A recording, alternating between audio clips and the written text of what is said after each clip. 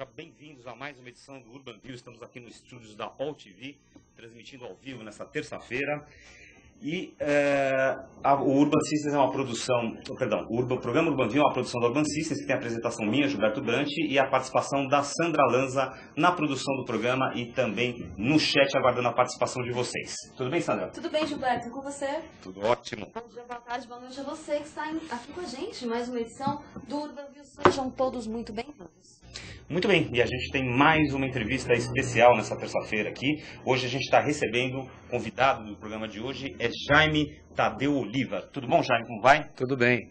Obrigado pela tua presença no Urban View, por aceitar nosso convite. Obrigado a vocês. Muito bem, nós vamos dar aqui continuidade, sequência, que é uma série de programas que a gente tem trazido muitos convidados aqui para debater temas sobre urbanismo, sobre qualidade de vida nas grandes cidades, nas grandes metrópoles, sobre a questão da mobilidade urbana. E nessa edição do programa de hoje, o nosso olhar da semana, que é o tema do nosso programa, é: São Paulo, é possível harmonizar a cidade do pedestre e a cidade do automóvel? É um tema quente aí, vem sendo sempre cada vez mais discutido, né? Parece que a gente trava uma guerra urbana entre automóvel e pedestre dentro da cidade de São Paulo e nos grandes centros de maneira geral. Então a gente quer conversar aqui com o Jaime no programa de hoje questões como funciona a relação entre cidadão, o espaço urbano e o automóvel? A urbanidade é uma forma de medir a qualidade de vida nas cidades? Como o urbanismo pode ajudar no combate à violência?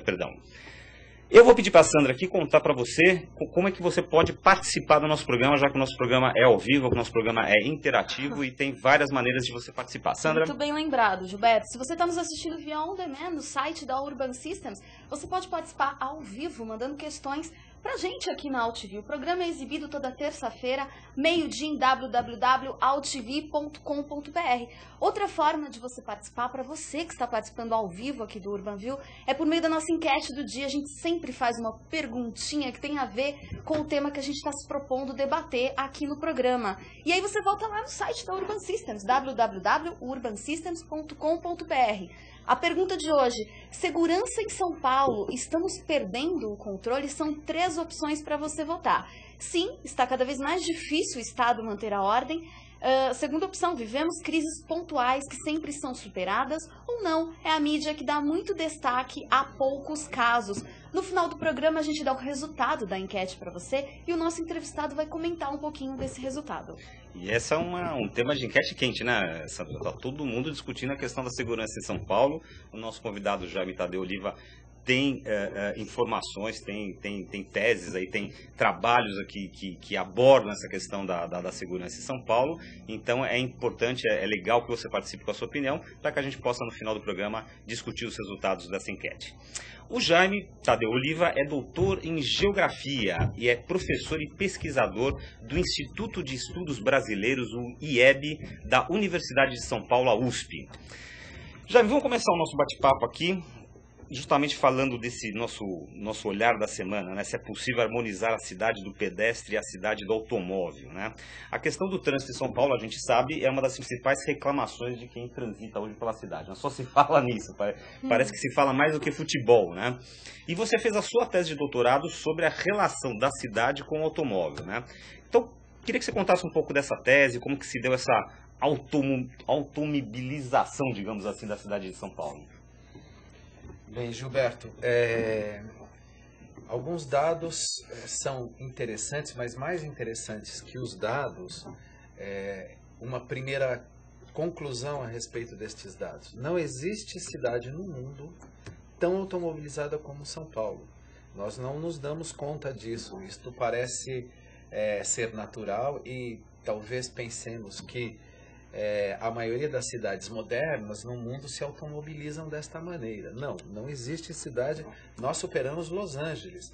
E com uma particularidade: a nossa automobilização, que é intensa, que é impressionante, são mais de 8 milhões de veículos, considerando a metrópole integralmente, ela se dá no núcleo denso da cidade, onde a cidade é mais compacta, onde a cidade tem as suas edificações onde a proximidade entre os objetos urbanos e as pessoas é maior.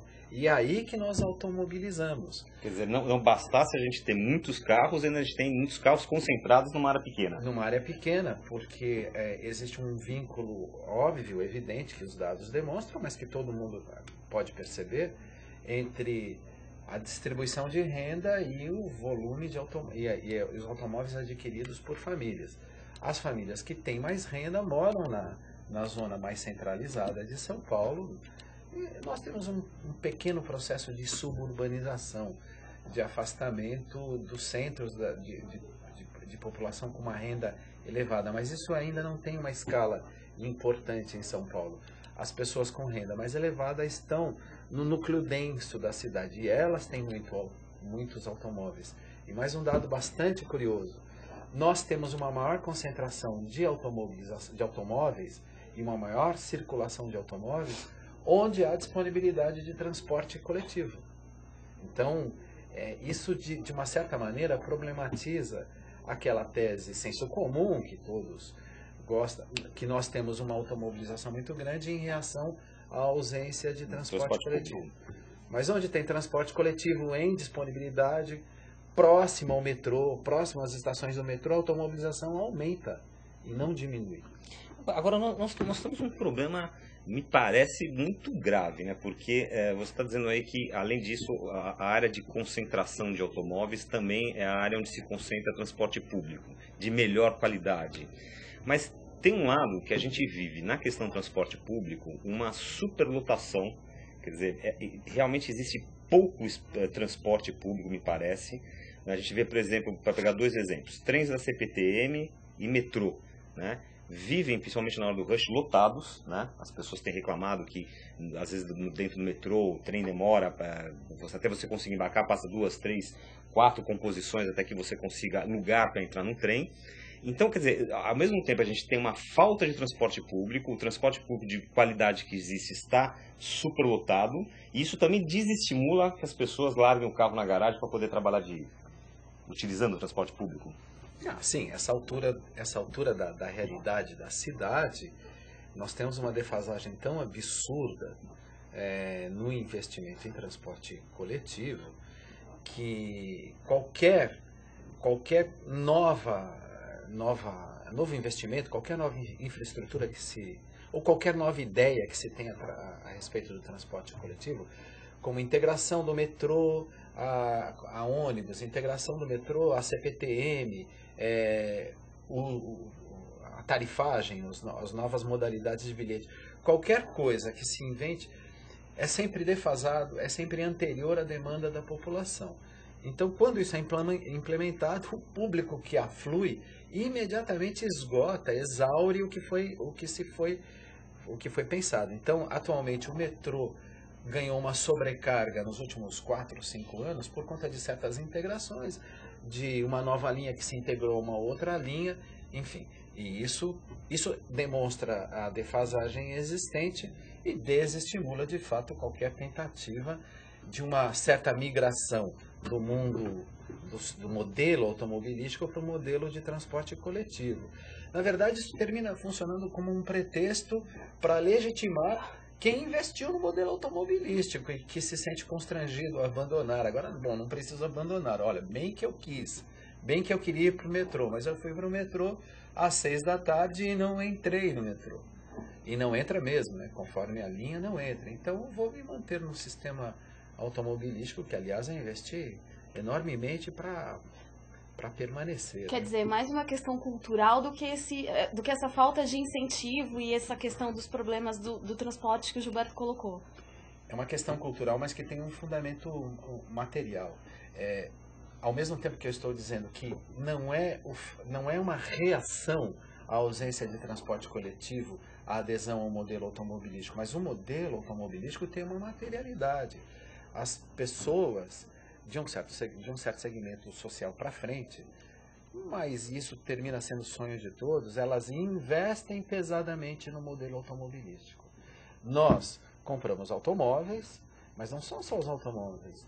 A reestruturação urbana de São Paulo, baseada na verticalização, que é uma transição que vem se dando nos últimos 20 anos, com base em apartamentos, condomínios fechados, elas estão, obviamente esse sistema está todo articulado ao modelo automobilístico, ou é o coração do modelo automobilístico, e quando as pessoas compram um apartamento, de 30% a 40% do custo do apartamento são as garagens que ela está comprando. 3 vagas, 4 vagas, 2 vagas, conforme a localização, essas garagens sobem de preço.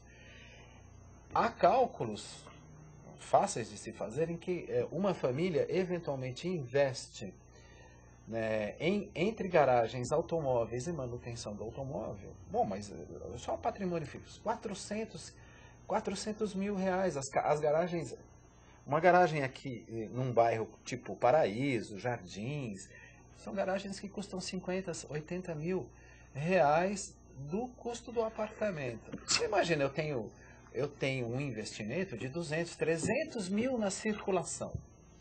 Se eu for para o transporte coletivo, eu estou inutilizando esse investimento que eu fiz. Então tem essa materialidade. É um modelo ao qual aderiu-se e se fez investimento. É um modelo que é parte do nosso patrimônio. Então é um modelo realmente. Quer dizer, o carro para o brasileiro é um investimento, não é um bem de consumo simplesmente como acontece em outros países. Quer dizer, eu compro meu carro para utilizar durante o mês, enfim. E o brasileiro não, ele investe no carro e aquilo é um bem para ele. Ele enxerga com essa vertente. Não sei se todo brasileiro, mas o paulistano seguramente é uma marca, inclusive, de distinção, de ascensão social, de uma cidade própria do automóvel. Ao ter automóvel, ter uma determinada faixa de renda, eu vivo num outro mundo, eu me aparto do conjunto da cidade. Eu vivo numa rede de condomínios, shoppings, centros empresariais, estacionamentos, e já abandono a vida das ruas, não entro em contato com esta vida. Eu vivo numa outra cidade, que nós gostamos de dizer, os paulistanos, uma cidade de primeiro mundo, mas que não é de primeiro mundo, pelo menos não é de primeiro mundo europeu, porque no primeiro mundo europeu a vida é um pouco mais coletiva e mais pedestre do que essa. Agora, vamos pegar essa questão vamos pegar o aspecto cultural que originou essa questão, né? A gente sabe aí, por exemplo, se não me fala a memória, Juscelino Kubitschek falava que governar é abrir estradas, né? O Paulo Maluf, que foi prefeito e governador do estado de São Paulo, falava que investia pesadamente em obras viárias, avenidas, pontes, viadutos, túneis. Essa questão do carro, o problema, a dimensão que ele se dá nos dias de hoje, tem quais raízes históricas?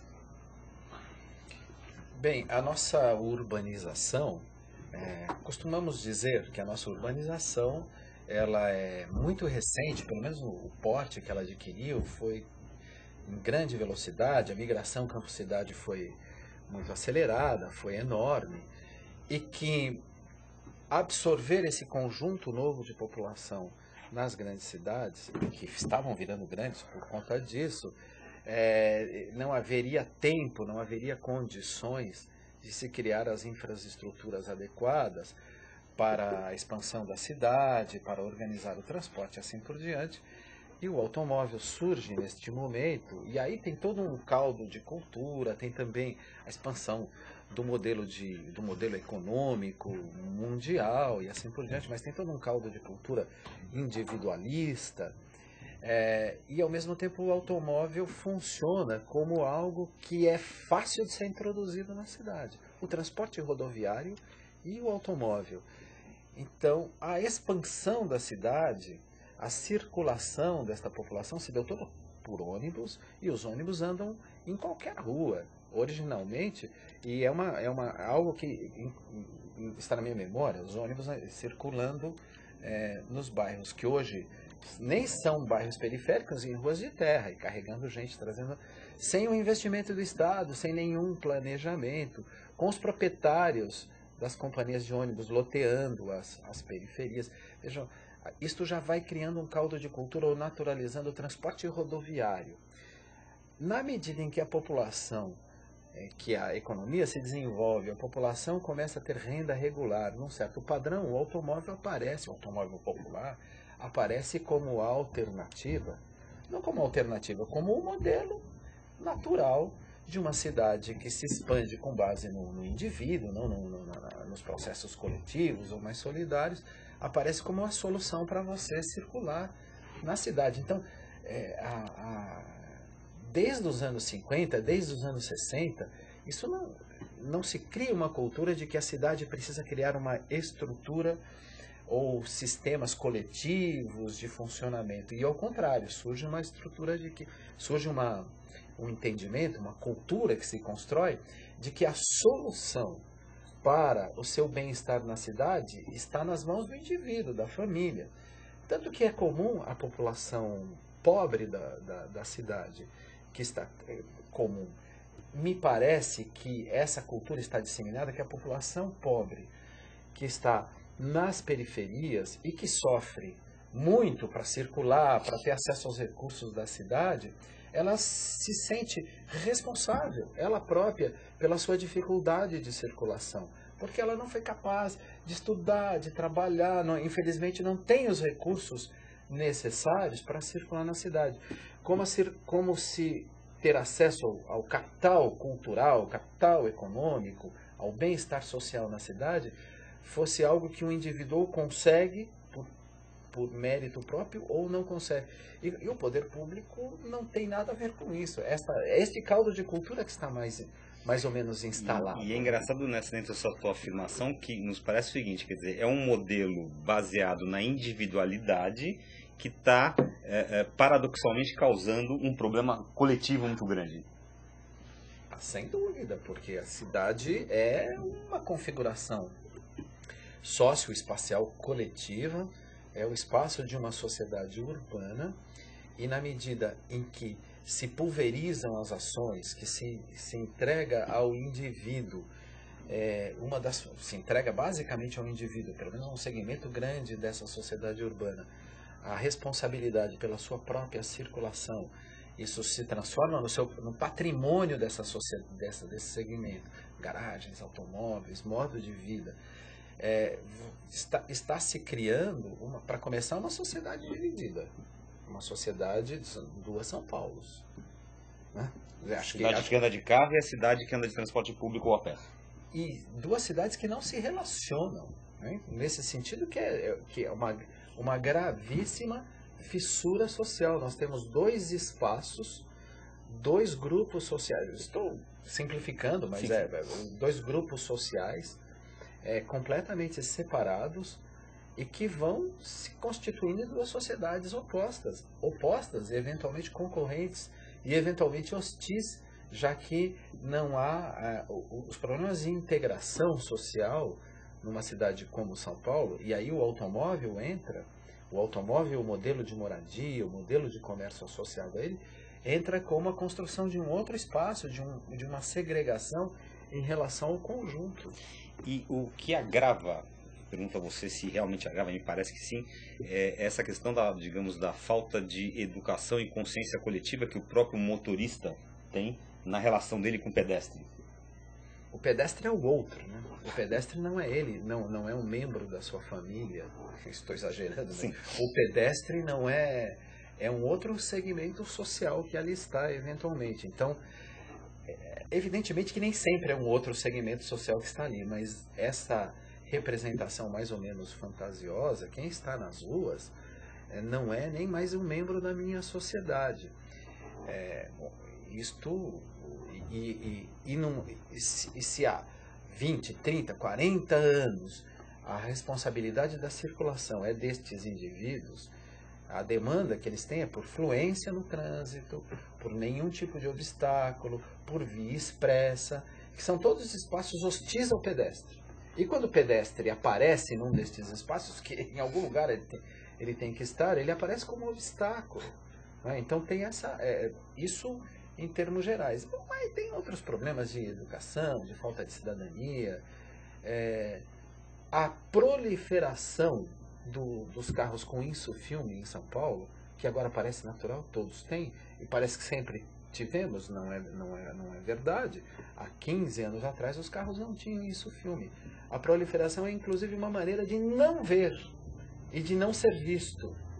tamanha é o símbolo de afastamento. Daí algumas campanhas, inclusive publicitárias, tomando cuidado com esse contexto e colocando essa questão. Na rua todos somos pedestres, né? Para poder, acho que talvez, diminuir essa barreira, né? Esse sulfilme entre as pessoas. Mas parece que não é eficiente, porque para começar, o pedestre não tem um sistema de calçadas, um sistema de circulação para ele. São raríssimos os trechos da cidade em que o percurso a pé tem continuidade e tem conforto e segurança. Então, por parte do próprio poder público, não há investimento nessa direção, mas de jeito nenhum, não há esse investimento. Principalmente nós equipararmos com o cuidado, com o investimento que há no viário.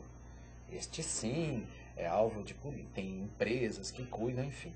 É muito comum, inclusive em áreas que são na universidade, no campus da universidade, ou em áreas próximas a hospitais, não ter previsão de passagens seguras para o pedestre. Imagina, nesses pontos onde a população seria mais crítica, ou onde a população mais necessita. Nos espaços comuns da cidade, com raríssimas exceções, não há investimento no conforto, na qualidade da vida do pedestre. Nesse contexto é difícil exigir do motorista que ele respeite o pedestre, né? Agora, deixa um outro ponto de vista. Quer dizer, se o caos urbano, o caos do trânsito, prejudica sobremaneira a mobilidade, ou seja, as pessoas demoram muito tempo num deslocamento que se faria sem trânsito em 10, 15 minutos, as pessoas demoram meia hora, 45 minutos, uma hora, mas está tendo também um segundo viés aí, que é o viés da segurança, né? Você citou o caso do Insufilme, e assim como o Insufilme se popularizou, a película anti-vandalismo também se popularizou, e a blindagem também se popularizou, quer dizer, as pessoas realmente estão transformando seus automóveis em fortalezas, que estimulam ainda mais essa questão que você está colocando de dois mundos separados. Mas a gente está vendo, hoje de manhã eu estava saindo de casa no trânsito ouvindo o rádio, quer dizer, vários ouvintes da rádio anunciando, por exemplo, que uma coisa que está se tornando muito comum em São Paulo, que são os assaltos que os bandidos fazem no trânsito, se aproveitando do trânsito parado. Quer dizer, então, existe o viés da mobilidade urbana, mas também existe o viés da questão da segurança. Então, mas eu queria comentar uma coisinha antes para chegar no tema da segurança. O caos do trânsito, primeiro que este caos do trânsito nós precisamos começar a olhar de outra maneira. São Paulo é muito eficiente com relação à sua automobilização, porque nós temos uma automobilização que é gigantesca, e nós conseguimos acomodar anualmente um volume extraordinário de carros. Esse mesmo congestionamento que temos em São Paulo atualmente, nós tínhamos nos anos 80, com 2 milhões de automóveis. Hoje o trânsito continua andando semelhante ao que andava na época, mas nós temos mais 5 milhões de automóveis. Olha o investimento incrível que a cidade fez para acomodar esta massa automobilística. Isto é um ramo dos negócios, isto de alguma maneira a economia, de uma maneira direta, a economia associada à automobilização ganha infinitamente, que é o setor mais poderoso, junto ao setor imobiliário, é o setor mais poderoso da economia urbana. Agora, este congestionamento constante, essa circulação com muita deseconomia, isto certamente empobrece a qualidade econômica de outras atividades da cidade de São Paulo.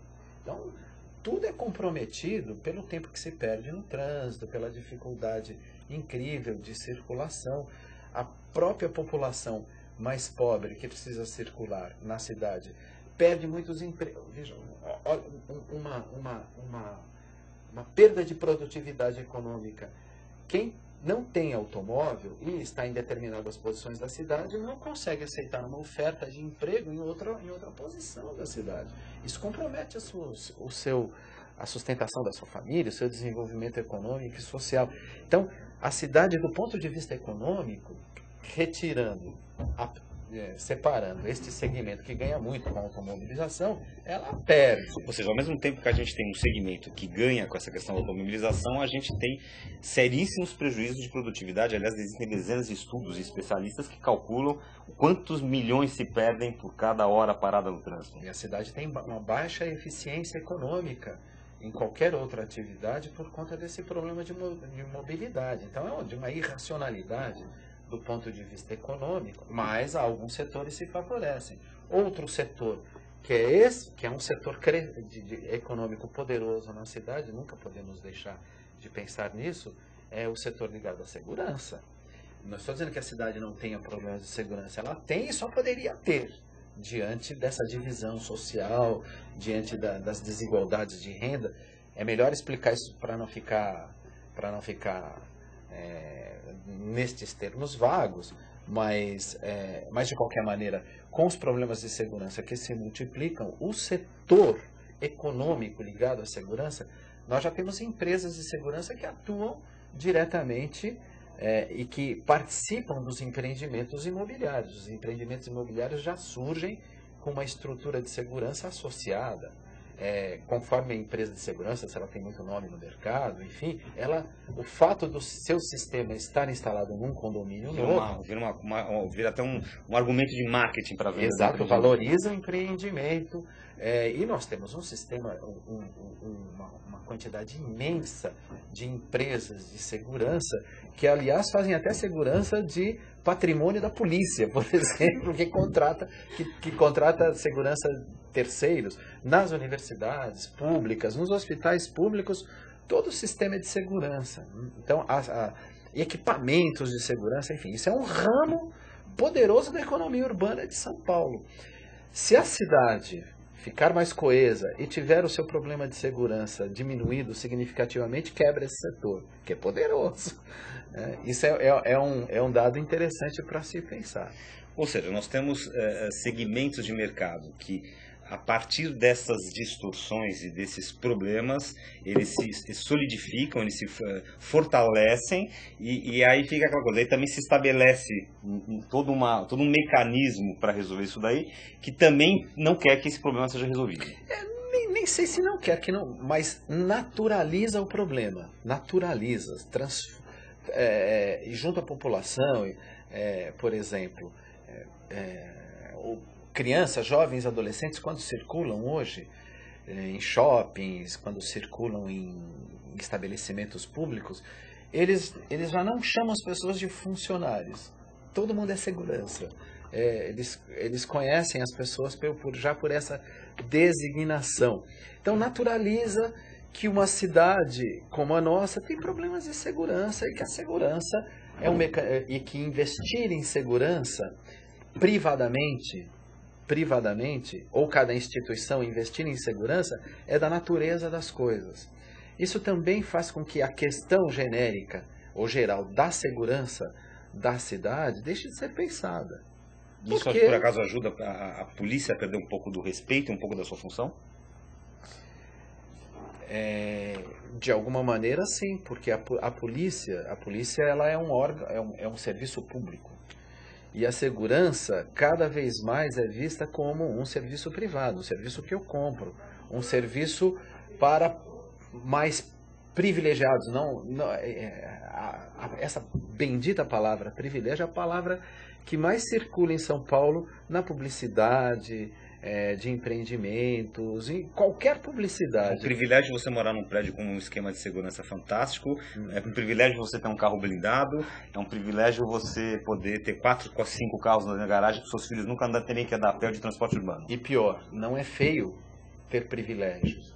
Não é pena daqueles que não têm, né? Pena daqueles que... Azar seu que não tenho. Eu lutei, eu tenho mérito em ter privilégios. Então, veja, ter segurança, ter isso, ter aquilo, ter as condições básicas, dignas de uma cidadania, é privilégio hoje. Privilégio que eu adquiro, privilégio que eu conquisto no mercado, privilégio que é privado e eu tenho mérito, eu tenho condições sociais para comprar.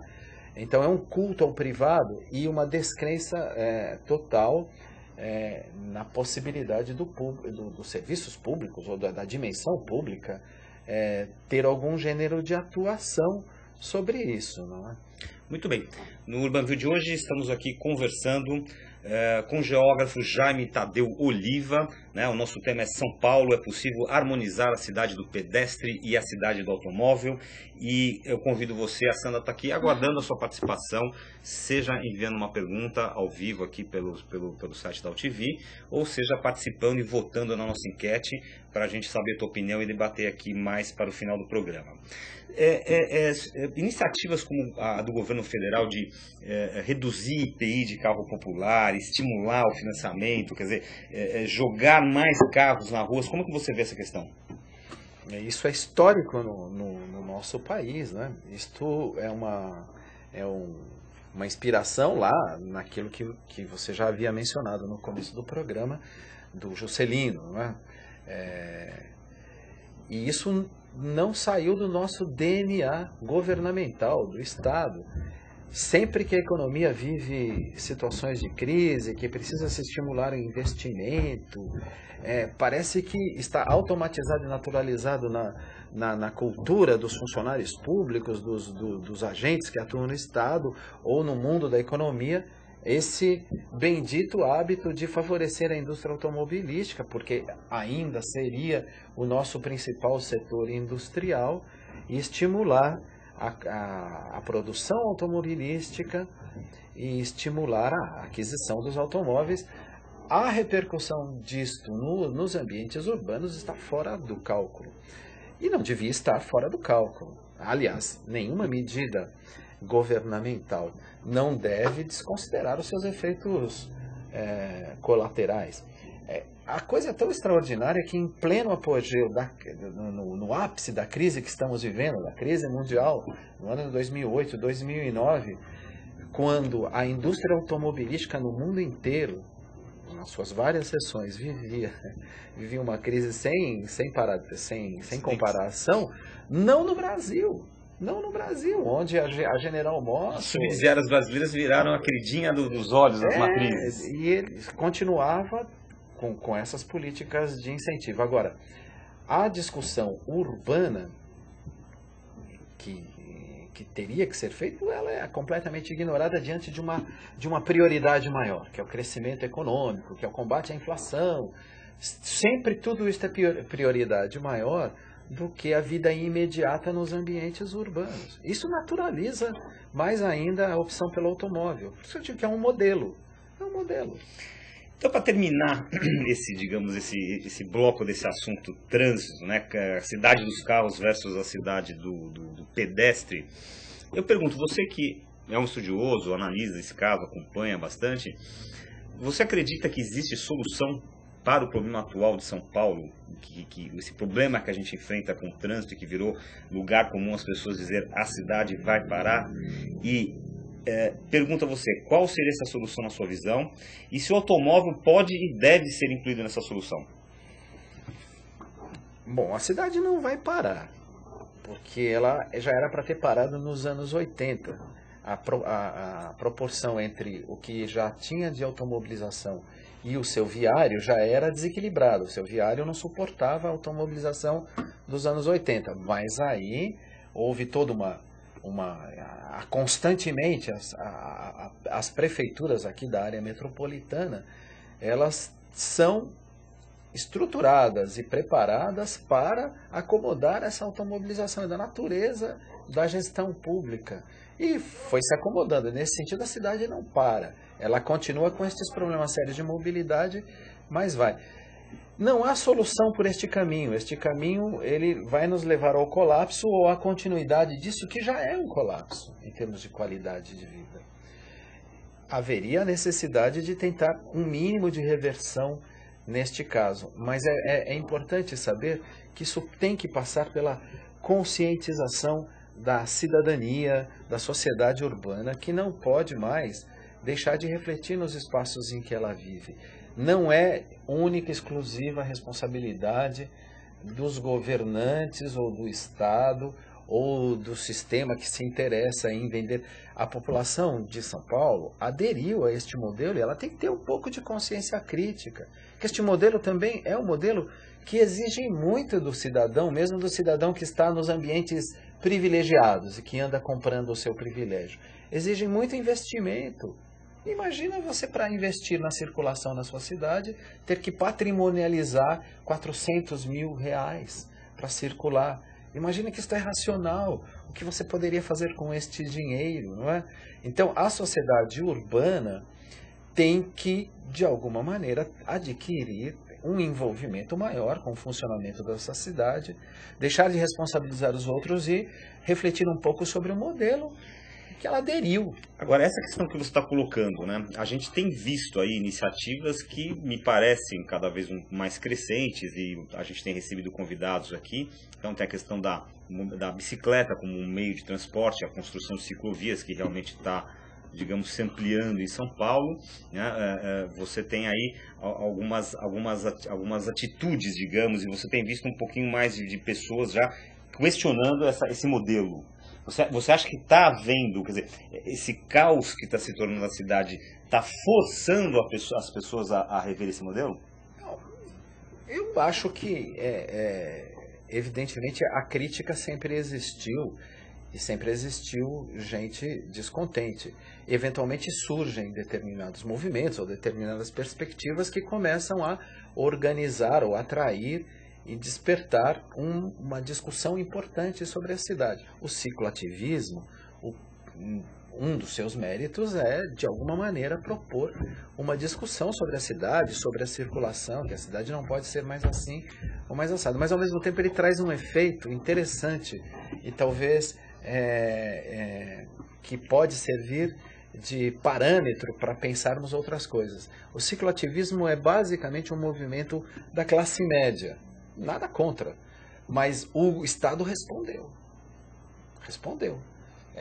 Pode não responder da maneira adequada que os cicloativistas desejem, mas respondeu, cria ciclovias, temporárias ou não, tenta capitalizar isto é, a classe média tem voz.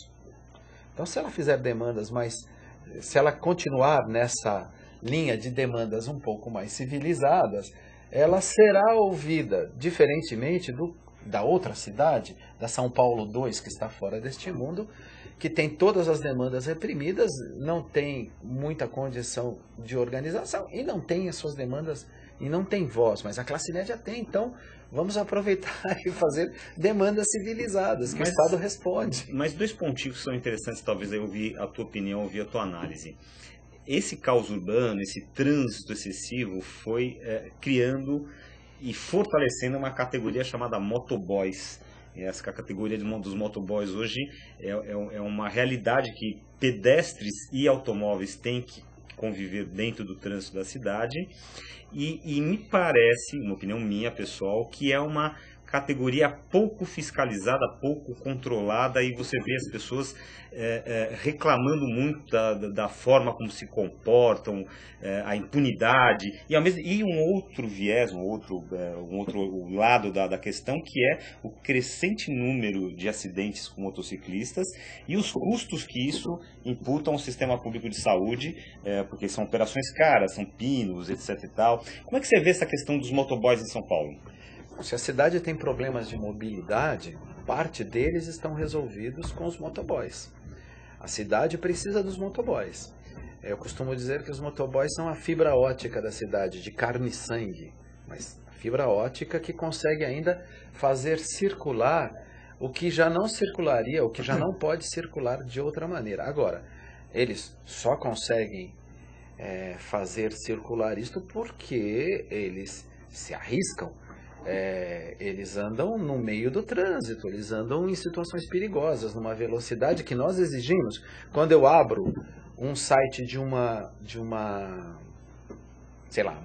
livraria, de uma empresa que vende livros e diz que entrega em casa, e tem 3 modalidades de entrega, e uma tem um foguete um desenho, um ícone, um foguetinho, entrega expressa, tem um foguetinho lá se mexendo, eu clico ali porque eu quero o livro em 1 hora na minha casa. Bom, eu devia ter consciência do que eu estou propondo. Eu estou propondo que venha um motoboy em desabalada carreira, passando para chegar na minha casa. Ele vai fazer isso. Exige-se dele que ele faça isso. Bom, evidentemente que isso é uma situação de grande risco para ele, que isso vai gerar um monte de conflitos, porque o carro vira um obstáculo para ele.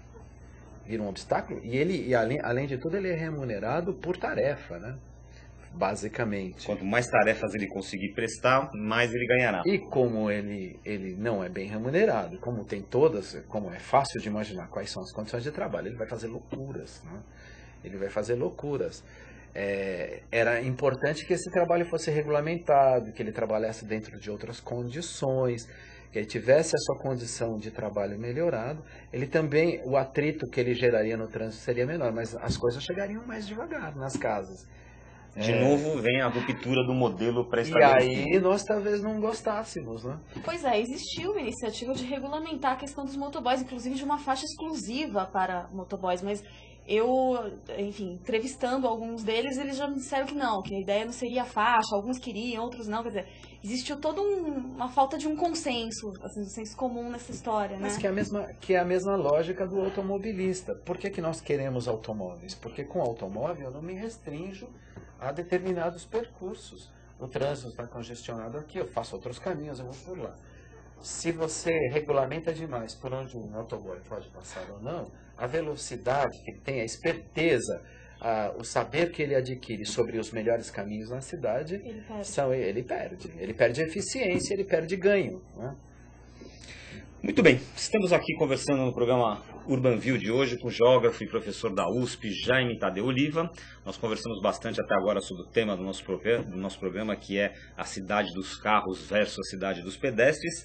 Mas o Jaime, como eu disse aqui no início do programa, ele é pesquisador do Instituto de Estudos Brasileiros da USP e atualmente ele está fazendo uma pesquisa onde ele está estudando as representações visuais como forma de entender a urbanidade de São Paulo, é isso? Uhum. Então, Jaime, eu queria que você contasse um pouquinho para a gente o que é essa pesquisa, sobre o que ela trata, sobre o que ela se debruça e o que vocês estão descobrindo, né? Quer dizer, na hora que eu vi isso, eu até tive uma dúvida, o que seriam representações visuais como forma de entender a urbanidade de São Paulo?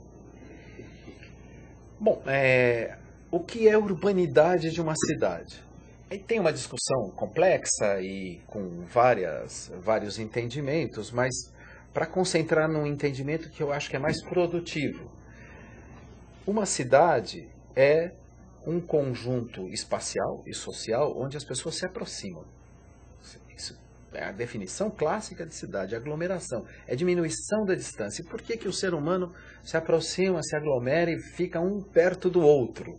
Não é para se afastar do outro, não é para não se relacionar com o outro.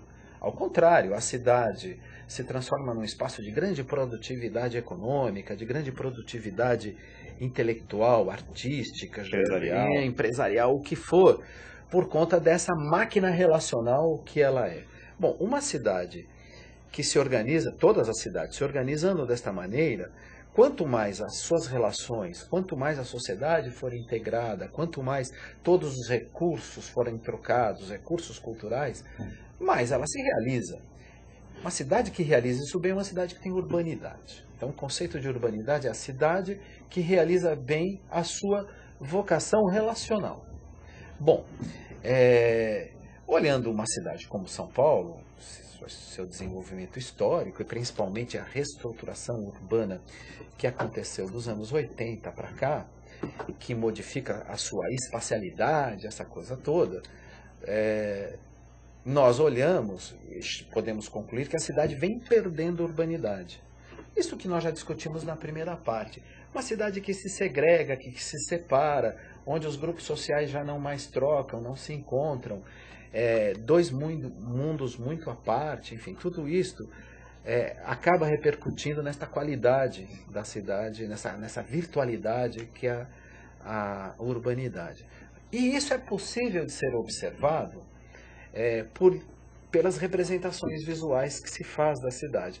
Um exemplo, que é o exemplo com o qual trabalho especificamente nesse momento, são as representações visuais que o setor imobiliário faz da cidade ao fazer a representação do seu empreendimento. Essa imensa massa de publicidade que é entregue nos faróis, que aparece na internet, que aparece nos meios de comunicação e nas publicações, né, nos jornais, nas revistas. As peças publicitárias são representações visuais antes de tudo, porque elas têm pouco texto, mas o texto é cirúrgico, mas tem pouco texto e tem muitas imagens.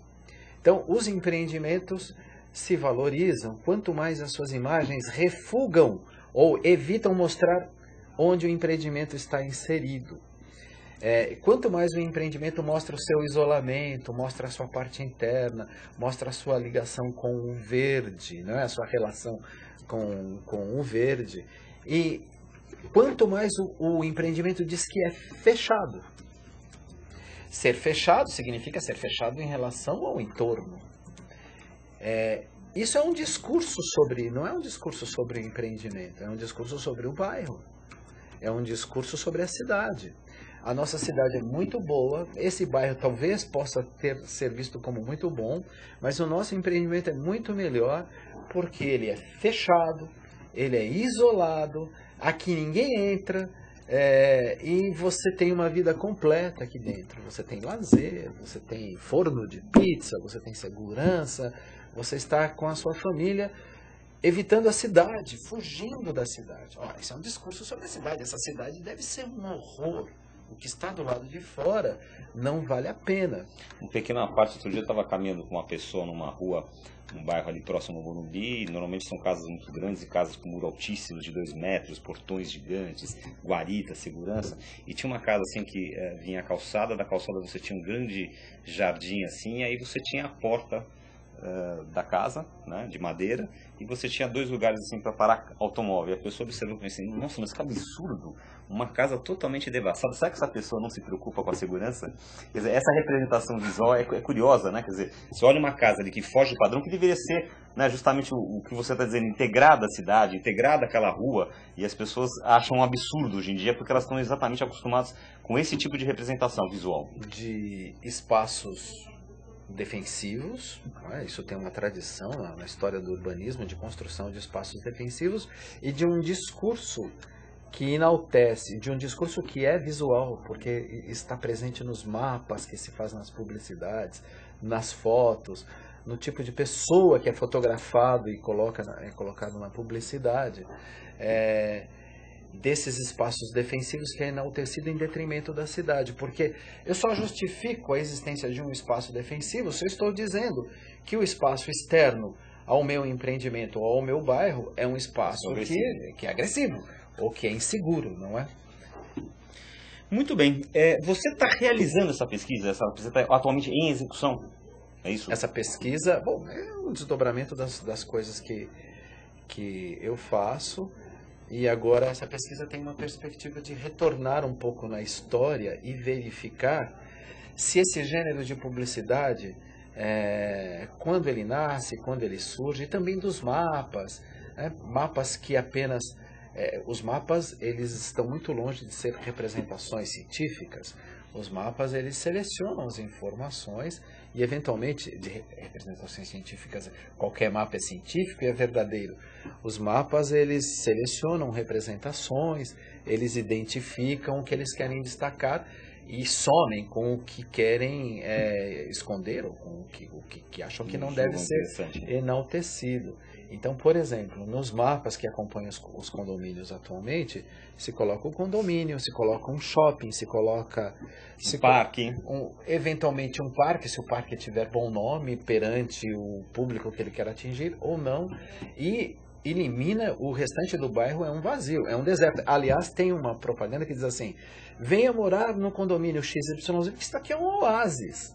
Ora, ele está dizendo que o conjunto da cidade é o quê? Um deserto? Pelo menos em torno desse condomínio. Um deserto de 18 milhões de habitantes. Então, um discurso tão... Bom, a perspectiva dessa pesquisa é verificar nas representações cartográficas, nos mapas que historicamente se fez sobre São Paulo e também verificar quando surge esse gênero de publicidade, ou se em algum momento existiu alguma publicidade de empreendimentos imobiliários, de negócio, que ao contrário enaltecia a cidade, dizia São Paulo é ótimo, aqui os espaços públicos são incríveis, você vai se integrar numa sociedade com diversidade, cosmopolita, com imigrantes do norte do Brasil, e que isso é bacana. É capaz que indo lá para os anos 40, quando a Companhia City, por exemplo, fez Jardim Paulista, pode ser que a gente encontre alguma coisa nesse sentido. Talvez não, porque talvez a Companhia City tenha sido quem inaugurou este gênero modelo de publicidade de fechamento, de segregação e de retorno à natureza, não é? E uma coisa importante, a cidade não é natureza. A cidade não é natureza. Quer viver próximo à natureza, tem que se afastar da cidade, ou viver mais nas zonas suburbanas. São Paulo tem essa peculiaridade de construir ambientes enormes, ajardinados para uso privado, no coração da cidade. O arquiteto Carlos Leite esteve aqui numa edição do Urban View, ele falou uma frase que chamou muita atenção nossa, né, Sandra? Ele falou assim que a cidade mais sustentável que existe é o grande centro urbano bem equilibrado. Mas o nosso programa está chegando ao fim aqui. A gente conversou hoje com o geógrafo e professor da USP, Jaime Tadeu Oliva. Eu já deixo um convite a você, para quando você tiver uma fase mais conclusiva desse estudo, etc. e tal, você vir aqui, porque esse é um tema bastante interessante, né, Sandra? É um tema que a gente podia fazer um programa específico sobre ele. Tá bom. Então eu agradeço muito a tua presença e antes disso nós vamos ver o resultado da enquete. Exatamente. A gente perguntou aí, né, Sandra? Vamos lá. Exatamente. A pergunta de hoje lá no site da Urban Systems, segurança em São Paulo. Estamos perdendo o controle? 0% disseram vivemos crises pontuais que sempre são superadas. 10% não. É a mídia que dá muito destaque a poucos casos. E a maioria, 90%, diz que sim, está cada vez mais difícil o Estado manter a ordem. Então, isso, vamos Jaime? uma rápida opinião do Jaime aqui, que se ele concorda com essa opinião aí. Não, a questão da segurança é gravíssima na cidade. É gravíssima, inclusive, por conta do que não sabemos que acontece, por conta do que não é noticiado. Esta pergunta que se referia à mídia, se a mídia destaca poucos casos, a mídia destaca casos selecionados. Não são poucos nem muitos, são casos selecionados de um determinado segmento social. Parece um chavão dizer isto, mas nós vivemos nas periferias de São Paulo uma violência terrível, matanças, extermínios, que são noticiados muito levemente e que nós não conhecemos nem a ponta do iceberg, que em geral, pelo menos essa conhecemos, não conhecemos nem a ponta do iceberg desse problema de segurança, de violência terrível na nossa cidade. E é uma situação estrutural de grande gravidade. Muito bem, então o Jaime concorda com o resultado da enquete aí. Sim, está cada vez mais difícil o Estado manter a ordem. Eu agradeço então mais uma vez a Jaime, obrigado por ter vindo ao Urban View. Já é nosso convidado para retornar novamente. Obrigado. A casa é sua. Sandra? Obrigada, então, Jaime, novamente. Obrigada ao Gilberto e até semana que vem. Obrigada a você também que esteve com a gente. Até semana que vem com mais um Urban View muito especial. É isso aí. Terça-feira estaremos de volta com nova edição do Urban View ao vivo aqui na All TV, tá? Até lá, um abraço.